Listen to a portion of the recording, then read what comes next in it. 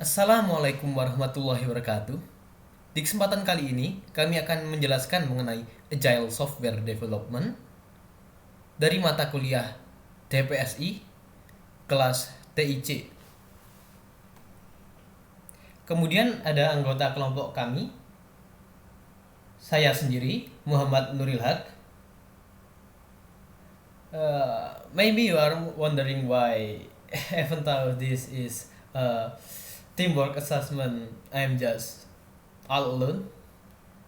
It's because my awkward social skill. I have no team, so I'm all by myself. I'm okay with that.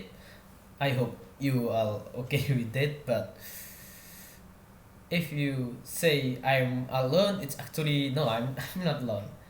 There's me, myself, and I. So it's actually not alone. It's count as 3 person, right? Okay. So next, kemudian topik yang akan dibahas pertama ialah agile method, kemudian plan driven dan agile development. Yang ketiga ada extreme programming, kemudian agile project management, dan scaling agile method. Next, agile method. Apa itu agile method? Uh, Agile method atau metode agile ialah cara kerja atau framework yang mengacu pada 4 nilai dan 12 prinsip seperti yang tertulis dalam Agile Manifesto. Uh, Metode agile itu ada banyak, tetapi semuanya memiliki karakteristik yang cepat dan adaptif terhadap perubahan. Tujuan dari metode agile adalah untuk mengurangi overhead dalam proses software dan agar dapat merespon dengan cepat terhadap perubahan persyaratan tanpa pengerjaan ulang yang berlebihan. Next. Di mana agile software dapat diterapkan? Agile software dapat diterapkan pada produk development yang mana perusahaan perangkat lunak tersebut mengembangkan produk kecil atau menengah untuk dijual. Custom system development dalam suatu organisasi yang dimana terdapat komitmen yang jelas dari customer untuk terlibat dalam proses pengembangan dan tidak banyak aturan juga regulasi eksternal yang dapat mempengaruhi pembuatan software nantinya. Karena fokusnya pada tim kecil yang terintegrasi erat, akan ada masalah dalam menerapkan metode agile ke sistem yang lebih besar. 4. Agile Manifesto. Yang pertama ialah individual dan interaction over process and tools, yang artinya individu dan interaksi individu itu lebih penting daripada proses dan alat. Jadi manusia itu lebih penting daripada proses dan alat untuk membuat software itu. Kemudian yang kedua ialah working software over comprehensive documentation. Perangkat lunak yang bekerja itu lebih baik daripada dokumen yang banyak, istilahnya begitu. Kemudian yang ketiga ada customer collaboration over contract negotiation. Customer diharapkan dapat berkolaborasi dan tidak benar-benar seperti terikat kontrak. Jadi diharapkan lebih banyak berkolaborasi. Kemudian yang keempat ialah responding to change over following the plan. Merespon terhadap berubahnya keadaan itu lebih penting daripada mengikuti rencana yang sudah ada. Next. Kelemahan agile method ialah kemungkinan besar akan sulit untuk mempertahankan minat pelanggan yang terlibat dalam proses. Kemudian anggota tim mungkin tidak cocok dengan keterlibatan intens yang menjadi ciri dari metode agile. Kemudian juga memprioritaskan perubahan bisa jadi sulit jika ada banyak stakeholders. Mempertahankan kesederhanaan membutuhkan kerja ekstra. Juga kontrak mungkin menjadi masalah, seperti halnya dengan pendekatan lain untuk pengembangan berulang. Agile method dan software maintenance. Sebagian besar organisasi menghabiskan lebih banyak sumber daya untuk memelihara perangkat lunak yang sudah ada dibandingkan dengan pengembangan perangkat lunak baru. Jadi jika metode agile ingin berhasil, mereka harus mendukung maintenance dari perangkat lunak baru, sama seperti mereka mendukung perangkat lunak yang telah ada. Kemudian ada dua masalah utama, yaitu apakah sistem yang dikembangkan menggunakan pendekatan agile dapat dipertahankan dengan penekanan pada proses pengembangan untuk minimalkan dokumentasi formal.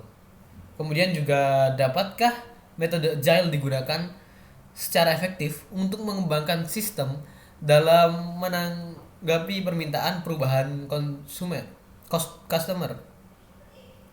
Kemudian juga masalah mungkin timbul jika tim pengembangan asli tidak dapat dipertahankan. Next. Plan driven dan agile development. Plan driven versus agile development. Plan driven dalam rekayasa perangkat lunak didasarkan pada tahapan pengembangan yang terpisah dengan output yang akan dihasilkan pada setiap tahap yang direncanakan sebelumnya. Plan driven belum tentu bermodel waterfall. Dalam plan driven, pengembangan incremental sangat mungkin terjadi. Iterasi terjadi dalam aktivitas. Kemudian agile development, spesifikasi desain dan implementasi juga pengujian saling terkait dan output dari proses pengembangan diputuskan melalui proses negosiasi selama proses pengembangan perangkat lunak berlangsung. Dapat dilihat ini ada perbedaan antara plan driven dan agile specification. Okay. Next. Extreme programming. Extreme programming kemungkinan besar merupakan metode agile yang paling terkenal dan paling banyak diterapkan. Extreme programming atau XP mengambil pendekatan ekstrim untuk pengembangan berulang. Versi baru dapat dibuat beberapa kali per hari. Perkembangan atau increment dikirimkan ke pelanggan setiap 2 minggu. Semua pengujian harus dijalankan untuk setiap build, dan build hanya diterima jika pengujian berhasil dijalankan. Extreme programming dan prinsip agile. Pengembangan bertahap didukung melalui rilis sistem yang kecil dan sering. Keterlibatan customer berarti customer terikat penuh waktu dengan tim. Orang tidak memproses melalui program berpasangan, kepemilikan kolektif, dan proses yang menghindari jam kerja yang panjang. Perubahan didukung melalui rilis sistem reguler dan mempertahankan kesederhanaan melalui refactoring of code yang konstan. Ini dapat dilihat extreme programming release cycle. Next. Kunci utama dari ini ialah metode agile adalah metode pengembangan incremental yang berfokus pada pengembangan yang cepat, rilis perangkat lunak yang sering, mengurangi biaya proses, dan menghasilkan kode berkualitas tinggi. Kemudian juga melibatkan customer secara langsung dalam proses pengembangan. Extreme programming adalah metode agile terkenal yang mengintegrasikan berbagai praktik pemrograman yang baik. Sering merilis perangkat lunak, perbaikan software berkelanjutan, partisipasi customer dalam tim pengembangan. Keputusan apakah akan menggunakan pendekatan secara agile atau plan driven untuk development harus bergantung pada jenis software yang dikembangkan, kemampuan tim pengembang, juga budaya perusahaan yang mengembangkan sistem tersebut. Next. Testing dalam extreme programming. Pengujian adalah inti dari extreme programming dan Extreme Programming telah mengembangkan pendekatan di mana program diuji setelah setiap perubahan dilakukan. XP Testing Feature, Test First Development, Incremental Test Development dari skenario, keterlibatan pengguna dalam pengembangan dan validasi pengujian. Rangkaian uji otomatis digunakan untuk menjalankan semua pengujian komponen setiap kali rilis baru dibuat. Next. Test First Development. Menulis tes sebelum kode menjelaskan persyaratan yang harus diterapkan. Pengujian ditulis sebagai program dan bukan data sehingga dapat dieksekusi secara otomatis. Tes ini mencakup pengecekan yang mana mengeksekusi dengan benar. Biasanya bergantung pada kerangka pengujian seperti JUnit. Semua tes sebelumnya dan yang baru dijalankan secara otomatis ketika fungsionalitas baru ditambahkan, sehingga memeriksa bahwa fungsionalitas baru tidak menimbulkan masalah yang baru juga. Keterlibatan customer.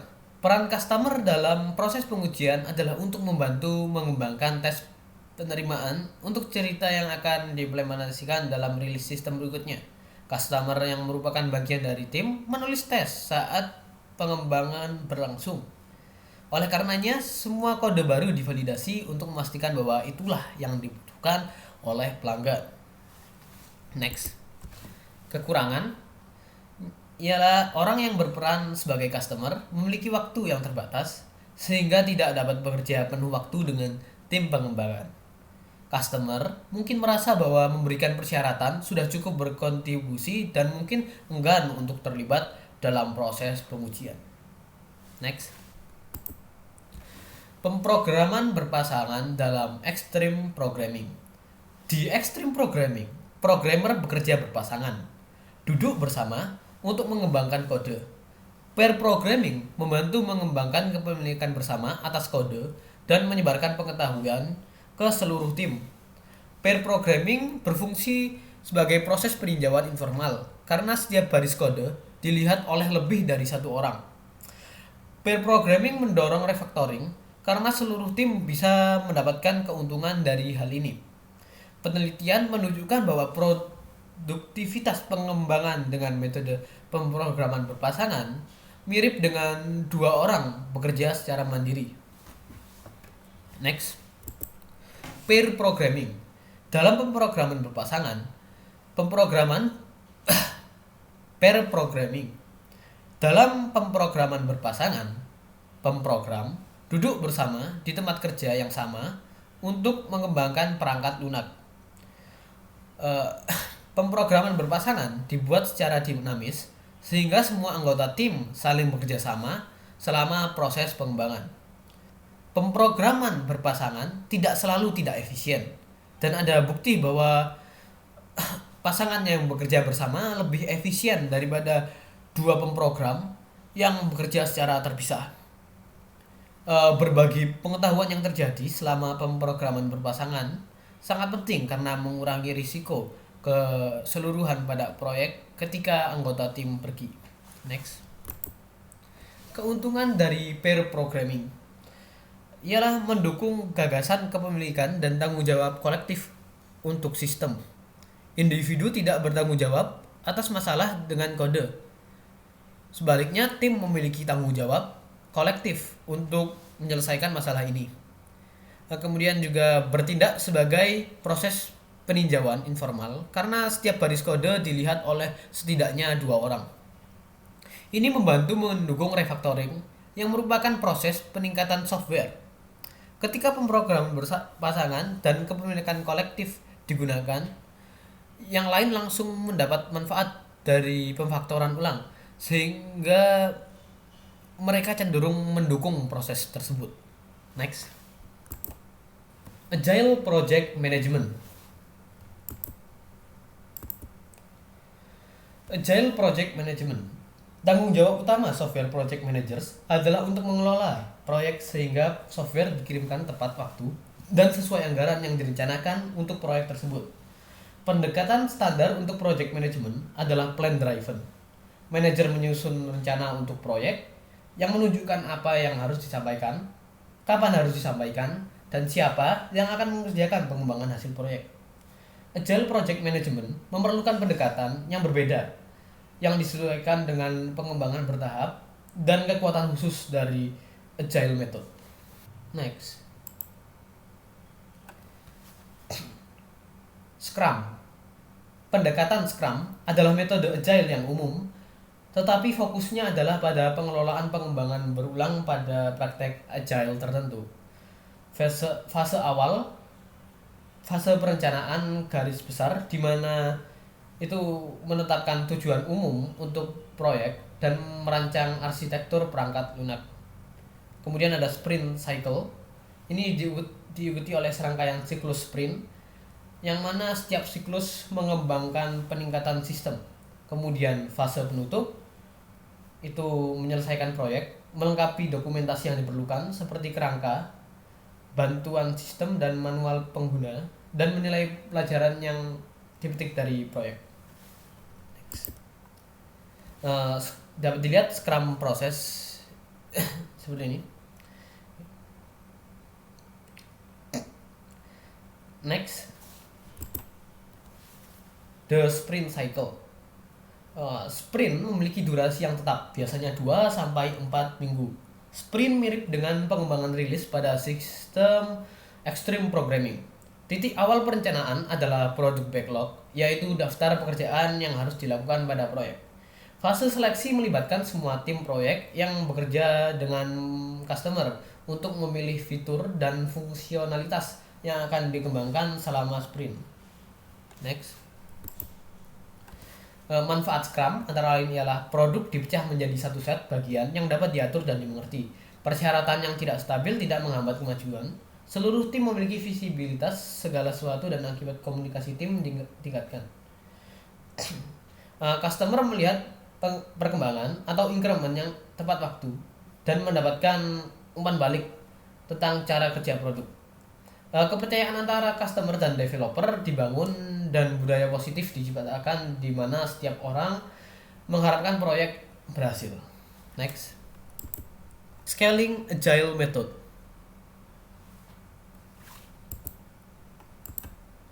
Scaling agile method. Agile method telah terbukti berhasil untuk proyek berukuran kecil dan menengah yang dapat dikembangkan oleh tim kecil yang ditempatkan di satu tempat bersama. Beberapa orang berpendapat bahwa keberhasilan metode ini datang karena komunikasi yang lebih baik yang dimungkinkan ketika semua orang bekerja sama. Ya, jadi kalau tim kecil di satu tempat, tentu komunikasi lebih mudah terjadi, apalagi jika proyeknya berukuran kecil. Kemudian meningkatkan skala agile methods itu melibatkan perubahan yang diperlukan untuk mengatasi proyek yang lebih besar dan lebih lama, di mana ada beberapa tim pengembangan yang mungkin tidak bekerja pada lokasi. Next, poin pentingnya ialah kekuatan khusus dari pemrograman ekstrim adalah pengembangan tes otomatis sebelum fitur program dibuat. Semua tes harus berhasil dijalankan ketika peningkatan diintegrasikan ke dalam sistem. Metode Scrum adalah metode agile yang menyediakan kerangka kerja manajemen project. Ini berpusat pada serangkaian sprint yang merupakan periode waktu tetap ketika peningkatan sistem dikembangkan. Menskalakan metode agile untuk sistem besar itu sulit. Sistem besar membutuhkan upfront design dan beberapa dokumentasi. Kita masuk ke testimoni, manfaat, dan refleksi. Karena saya tidak sampai ilmu untuk mengetahui apa perbedaan dari ketiganya, maka izinkan saya untuk menggabungnya saja. Agile Software Development pada mata kuliah DPSI ini sangat menarik. Menurut saya ini sangat menarik karena dapat mengetahui ada software development yang tidak terlalu formal dan fleksibel, agile. Eh, eh, Bab ini juga sangat cocok untuk masuk ke dalam mata kuliah dasar pengembangan sistem informasi, ya, karena kita dapat mengetahui bagaimana sebuah software itu dibuat, itu kan. Dan juga caranya juga cukup fleksibel dan unik. Eh, eh, Cara agile software ini juga bukan tidak hanya bisa diterapkan pada pembuatan software, namun juga proses pekerjaan lainnya. eh, Agile software ini tentang prinsip dan bukan hanya cara kerja, sehingga ini cukup unik, menarik. Karena agile software development ini apa cara kerjanya memanusiakan manusia dan ya menyenangkan. Itu untuk testimoni manfaat dan refleksi. Saya Muhammad Nurilat. Terima kasih telah menonton dan sampai jumpa.